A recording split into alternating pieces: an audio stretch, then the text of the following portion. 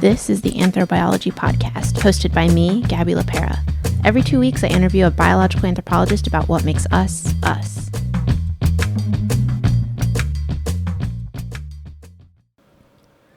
Hey there, everyone. It's Gabby LaPera. Welcome to another episode of the Anthrobiology Podcast.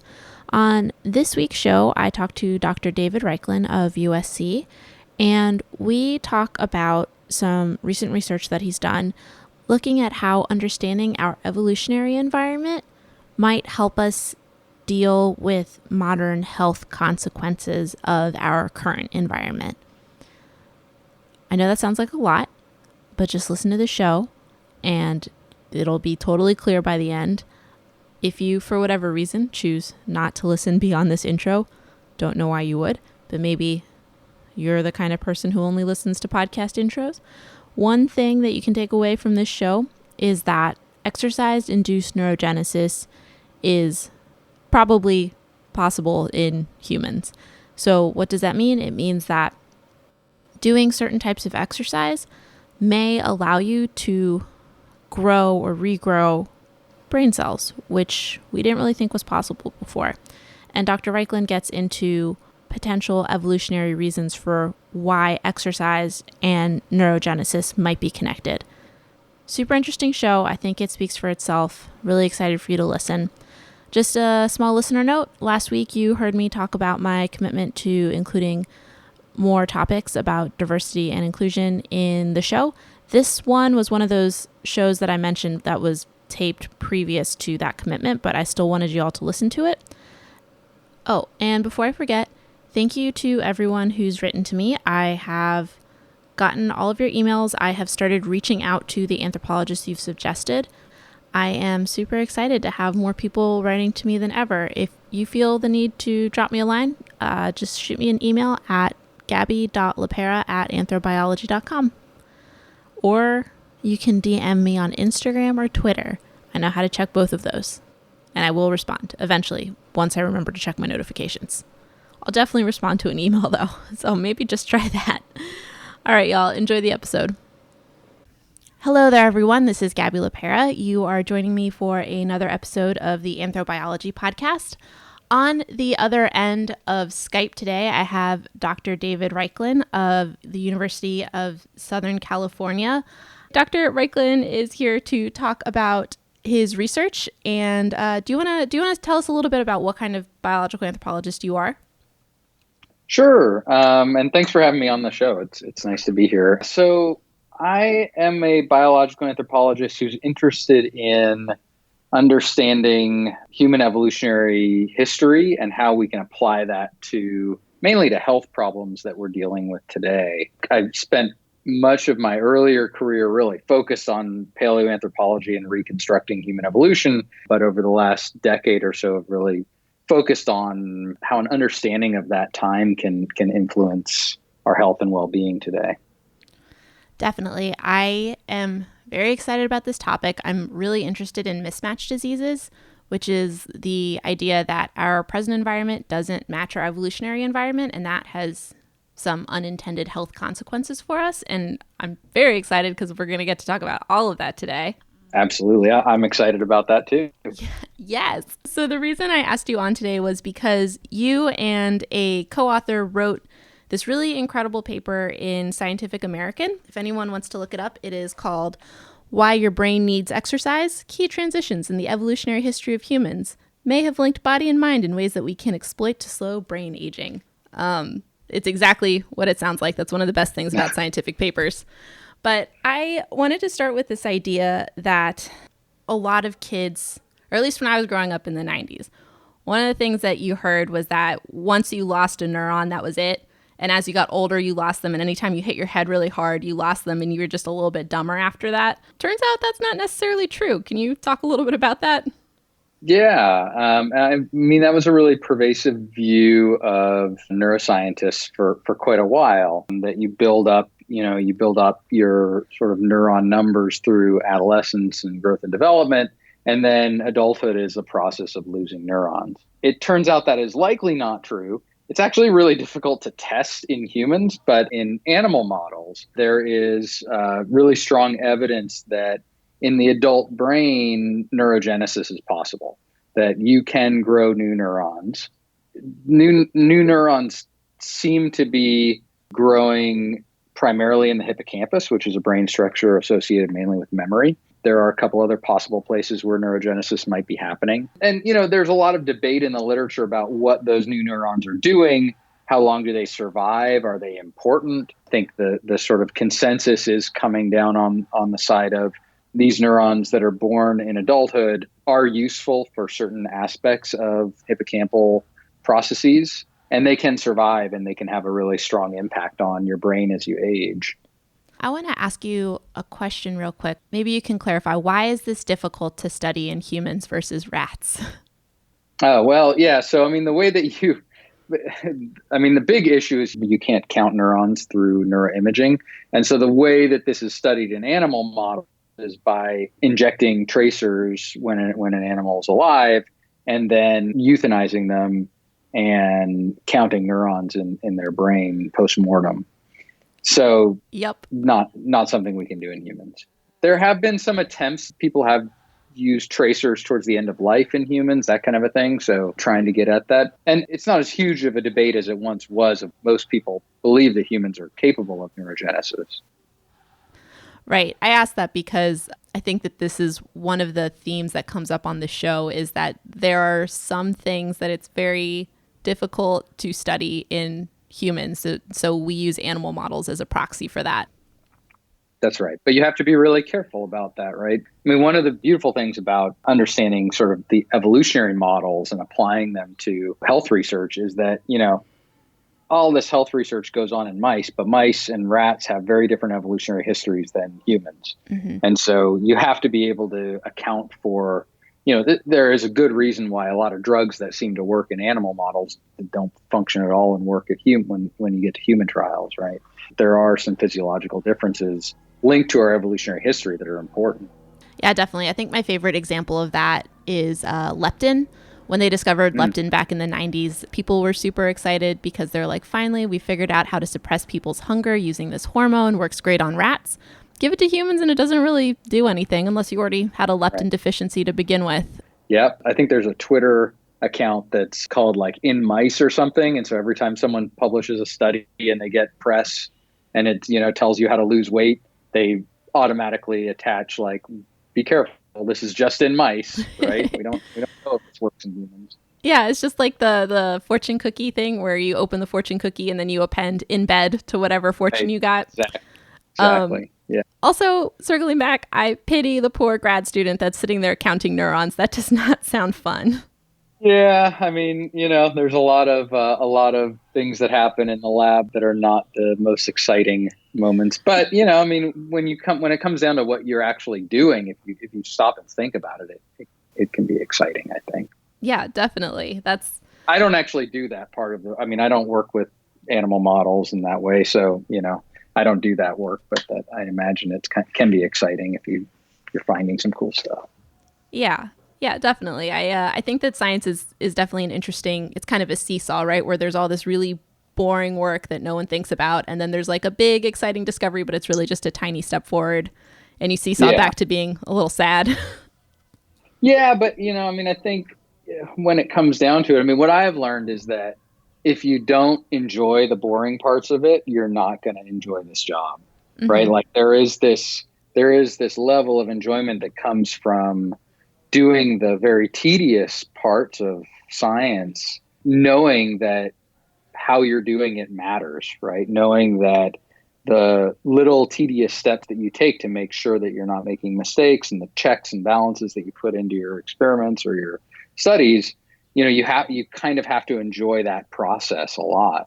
And I think, we're talking right now during this coronavirus pandemic. And I think one of the things a lot of people miss when I talk to colleagues is just being in the lab and doing those little tedious things with your equipment to make sure everything's working, or, bringing in human subjects and all of the sort of difficult parts of working with people. I think that's a lot of what we're missing right now, actually. Yeah, it's a scientist as a craftsman or as a gardener, someone who really cares about those little details. Absolutely. Absolutely.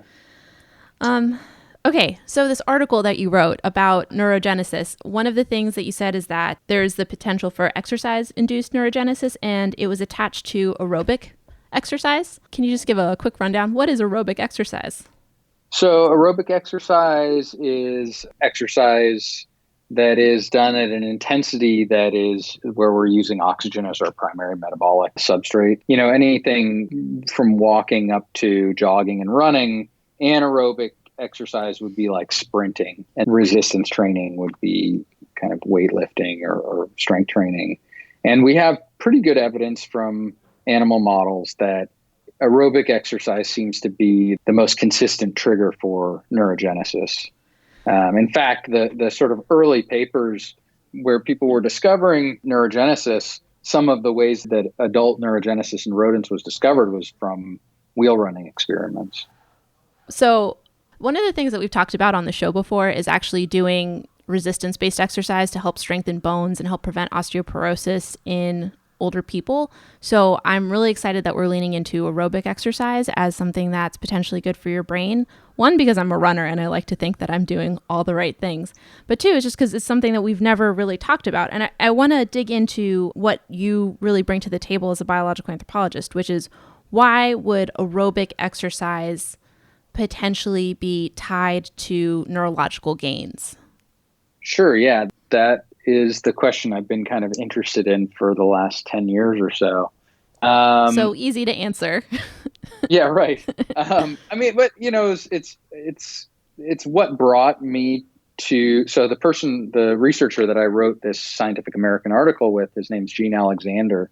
He's a neuroscientist at the University of Arizona, which is where I worked for quite a while. And that's the question that kind of brought us together. We were chatting about some of this exercise-induced neurogenesis, and I was really just intrigued by the idea that you could move your body and change your brain.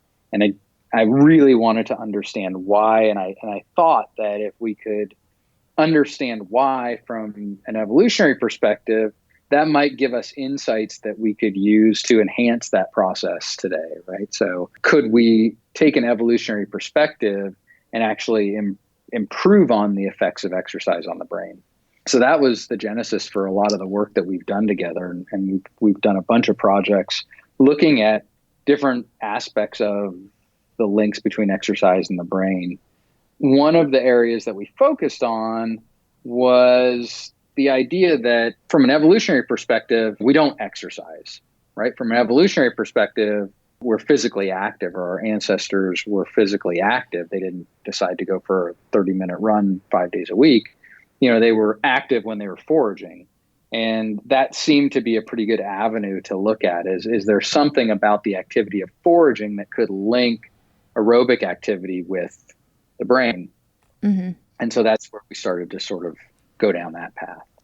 Definitely. I was looking at some of the work that you did, and I think that it's really interesting to look at this as an adaptation that was related to our subsistence strategies. So the idea of you have a group of hunter-gatherers, and the only way for them to get food is to kind of range over a pretty large distance. And as part of that, this is an idea that had never occurred to me. Like, when you get far away from where you live, you have to be able to know how to get back home. Right. Very important. But, it's not only that, it's, and this is for any foraging animal, right? There's a lot of planning, decision-making. These are like executive cognitive functions. There's a lot of spatial navigation. There's spatial memory that has to be in place.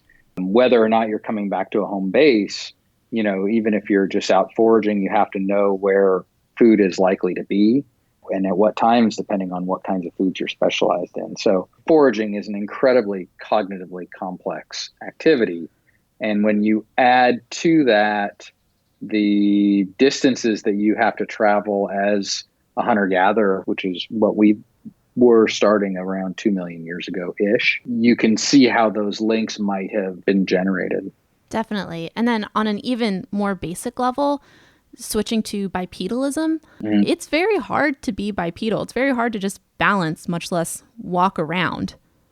Yeah, it's a complex motor activity. And this is an area that probably needs some more work, some more research. I mean, it's something that sort of people assume, but it's not necessarily the best tested. The idea that balancing on two legs, really, when you're bipedal, for most of your stride, you're balanced on one leg, is a more complex motor task than in some ways being a quadruped. Right. Right. I feel like it just from like a practical point of view, like if you have something that only has 2 points of contact with the ground versus 4 points of contact, for example, in a table, that would never work. Right. I mean, and there are ways that this gets complex. I think we simplified it a bit in the Scientific American article. There are ways that you could imagine the complexity of coordination across four limbs being more challenging. And so I think there are some projects out there to do testing just how much a shift to bipedalism would have altered motor strategies in a way that we can look at from this evolutionary perspective. I think it's important to do. Definitely. I think, though, that the thing that was most interesting to me is that you kind of put it all together, right? So it's not only are you balancing, right, and just coordinating your muscle movement together, you're also having to react to whatever your environment is. So if there's a rock in your path, stepping around or over it. And then on top of that, you are probably walking around looking for food. So being on the lookout for that and looking out for the rock and also balancing. And then you're also potentially talking to someone else while you're doing this, because humans are ultimately herd animals. So you're talking and looking out and you're looking for food and you're looking for dangers and you're balancing. It becomes like a children's song very quickly. Right. Yeah. I mean, it sounds really complicated, and it is. And we make it seem more effortless, but it's a pretty challenging task. And we know it is. I mean, there are plenty of studies. We've done some of this work where you actually can measure the cognitive loads of walking and thinking. And, having someone walk and do something else at the same time alters the way they walk. It alters the way they think. It creates challenges. In fact, when people get older, if they have trouble, say, walking and talking at the same time, that's a pretty good clue that they're having some cognitive decline. That is, it's kind of a harbinger of more serious cognitive declines. So the ability to move and think at the same time is a really key part of being human. Yeah, definitely. And I think that providing this evolutionary context for why, when you put all of these things together, it kind of makes sense that neurogenesis is the result of aerobic activity.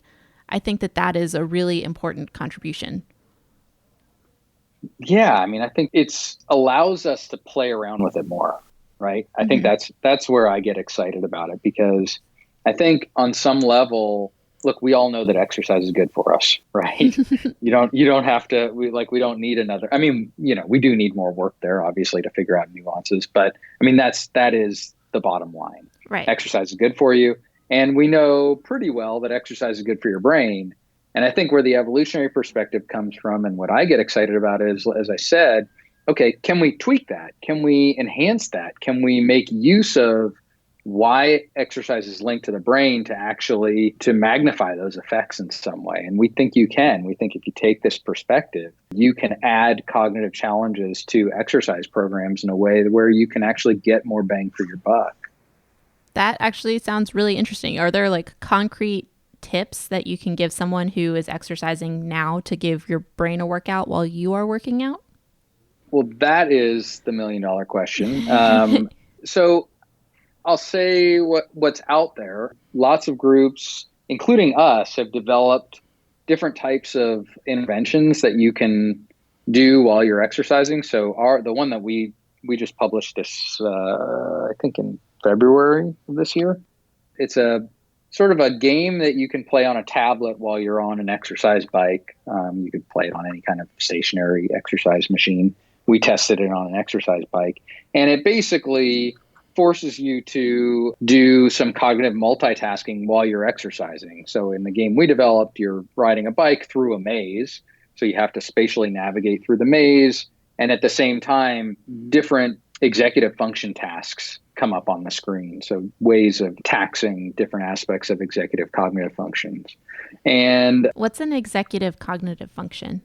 Oh, good question. So those are sort of the higher level cognitive functions like decision making, planning, inhibition. So having to ignore certain information coming in and choose something else. Mm-hmm. So these are sort of the higher level planning functions.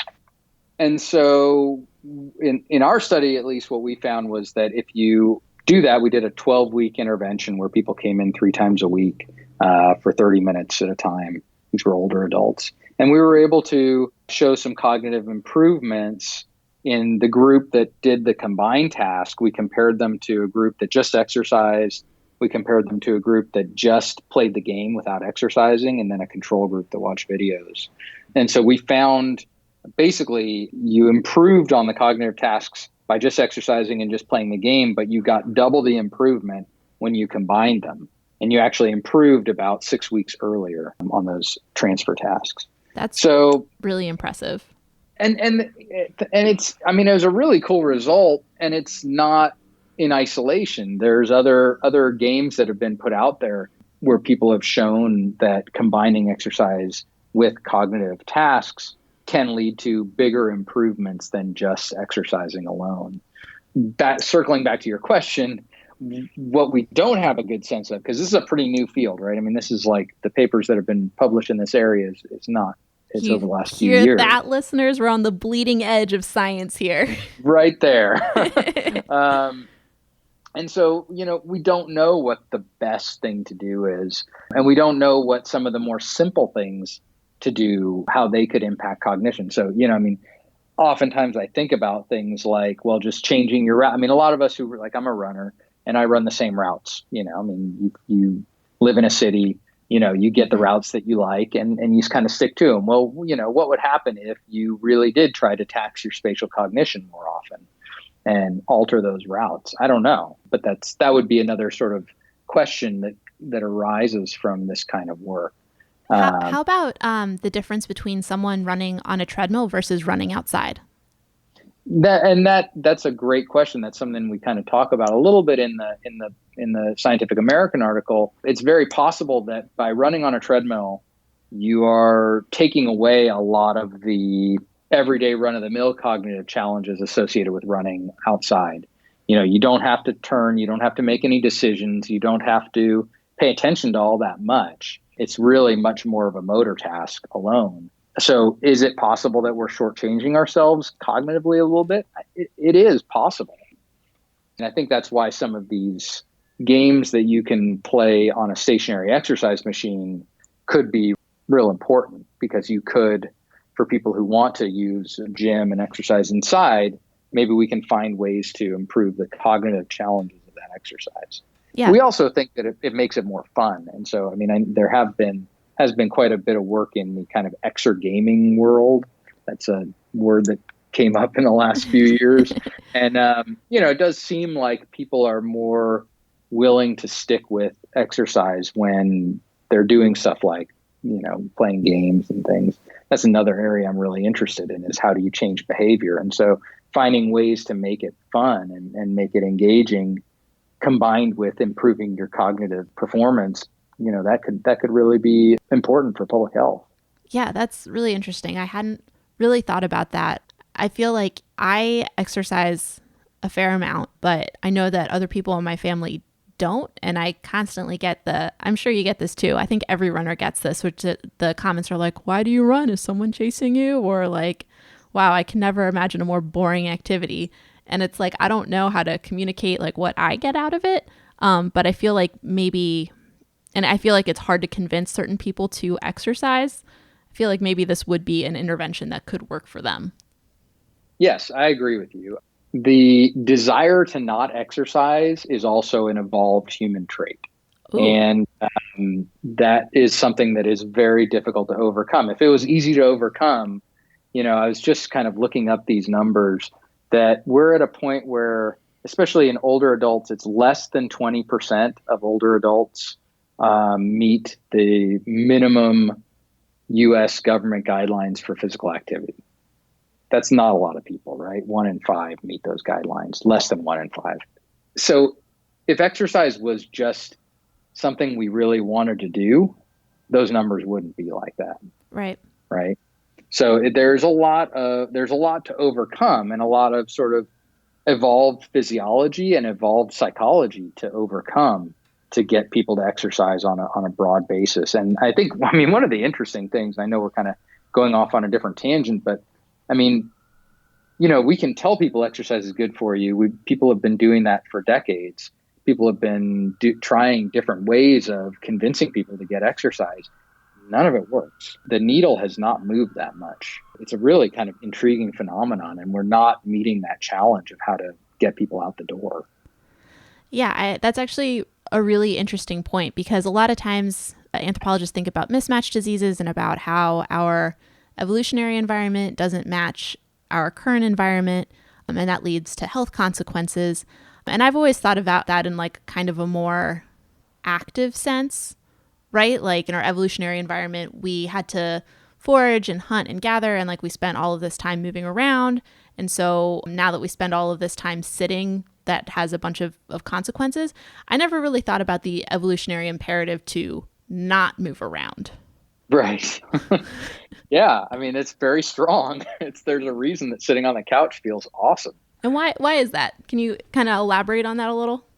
Well, I mean, I look at it as sort of an energy minimization strategy. If you don't have to move, our sort of psychology and physiology is pushing us to minimize energy expenditure, right? I mean, there's no reason to expend energy if you don't have to. And that's, again, why the hunter-gatherer doesn't go for a run just to run, right?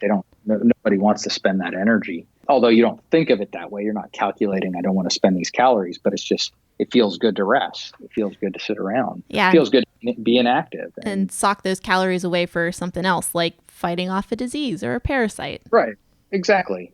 Any calories spent trade off with something else, right? So that means you're going to spend that energy somewhere, and maybe you want to spend it on something like reproduction rather than physical activity. So yeah, I mean, there is a really good reason why people tend to rest when they don't have to move. And so the question becomes, how do you motivate people to move? There are things about exercise that once you get people started and going, it's a rewarding activity. It changes your mood. It changes your sort of general feelings of well-being. And that can be a really powerful motivator. But you have to sort of get people over that hump somehow. Yeah. Yeah. The enduring question. I guess if either of us had the answer, we'd both be really wealthy. Or, yeah, I mean, yes, probably. It's something that I think about a lot. I play around with it in my mind a lot. And hopefully at some point, some idea will stick, and there will be a study to do to sort of take this evolutionary perspective and find a way to move the needle a little more. I mean, I've had some really wonderful interactions with people that have told me after reading news articles about my work or seeing a talk or something that it motivated them to start exercising, and they've been exercising ever since, that kind of a thing. And that's just about the greatest thing anyone's ever told me. And so, I mean, there are ways to convince people to do it, but it's a big challenge. Yeah. Yeah. No, certainly. I totally get that. I've been running on and off for like the last decade, and I just came off of a very, very long off period. And honestly, the only thing that got me started again was a breakup. It was like it was like a big, as the economists say, an exogenous shock to the system. Right. But like once I started again, you're right. I did remember exactly why I enjoyed it so much. And I'm like, I don't even know why I ever stopped. And of course, there's a lot of reasons to stop. And there's it's easy to stop. Yeah, it's so easy to stop. And starting back up, like, that first run back, I was like, man, I remember when I could run like 10 miles and I can't even get through a mile. Yep. It's not a good feeling. You get over that, you get over those barriers, right? You have to, you get past them, but they're hard to do. And Definitely. There is a psychological, I mean, there's a flip side. Like I had a pretty nasty injury for most of 2019, and I basically was unable to run from July to December. And psychologically, that took a toll. I mean, I was trying to find other things to do and blah, blah, blah, but I hate gyms, and, I don't really like to work out inside, and I like to use my legs when I work out, and I couldn't really do that. Once you kind of get into the rhythm of it, if it stops, sometimes you take a pretty big psychological hit. I mean, I think about it as kind of, you go through some withdrawal symptoms too, I think. Mm-hmm. Mm-hmm. Definitely. I actually, I did want to bring up one other article of yours that I read that I found in I'm going to say the full name because otherwise people might think I'm saying another word. The Proceedings of the Sure. National Academy of Sciences. Right. Yeah. Yes. Yeah. You are a co-author on Sitting, Squatting, and the Evolutionary Biology of Human Activity. Right. And I thought this was really interesting. This is another thing that we've talked about a bunch on this show, is that a lot of other cultures squat a lot as like a resting posture, whereas we sit like in chairs or like on the ground. And one of the things that your article brings up is that squatting actually requires like some amount of muscle control and action, whereas sitting doesn't. So yeah, I mean that was a really fun project. It actually took a long time to pull it together. I mean, it builds on what we're talking about here, that inactivity is such a major part of our lifestyle. Humans in the US sit for upwards of 10 hours a day, in that range. And that seems to have some really negative health effects. And what people have found over the years is that the time you spend sitting is associated with your risk of cardiovascular disease, risk of mortality, all sorts of nasty things. And physiologically, the hypothesis, at least one hypothesis, is that when you sit in a chair, for example, you basically turn off all your muscles in your lower limb. And that reduces local muscle metabolism, which leads to increases in things like circulating triglycerides. And that may increase your cardiovascular risk. So we got really interested in that question because we've been working with a group of hunter-gatherers in northern Tanzania called the Hadza. This is work with Brian Wood, who's at UCLA, and Herman Ponser, who's at Duke, among others. And we were working with them, and we were noticing that they were spending a lot of time resting, right? This is kind of what we were talking, like when they're not active, they're at rest. And so we got interested in whether their time spent in sedentary behaviors could have some negative health implications, or if not, what is it about resting in these other societies that might be less harmful? So we used accelerometers to measure how long they were sedentary, and we observed postures, and we collected some muscle activity data to see in different postures they were resting in, what was their muscle activity like. We found that they were sedentary or rested about as long as we do. So right around that 10-hour-a-day mark, which was pretty surprising to us, actually. We kind of thought, well, maybe they'd be sedentary for less than us, and that explains why it doesn't have a big impact on them. But they're sedentary as long as we are, but they're often in postures that are not chair sitting. They don't have chairs. So they're squatting, they're kneeling, they're, sitting around in postures that don't look like chair sitting. And when we measured muscle activity in the lower limbs during those postures, they did seem to be more active. They had more active muscles. So we call those active rest postures. And we suggest that maybe that's the mismatch, that it's not that in our evolutionary past we weren't resting that much, but it's the style of rest that maybe our physiology hasn't really adapted to. So that's sort of the take-home message, that perhaps one of the problems today is that we've invented ways to rest that are really efficient at turning off our muscles. They're too restful. Yeah, exactly. And our physiology hasn't caught up to that.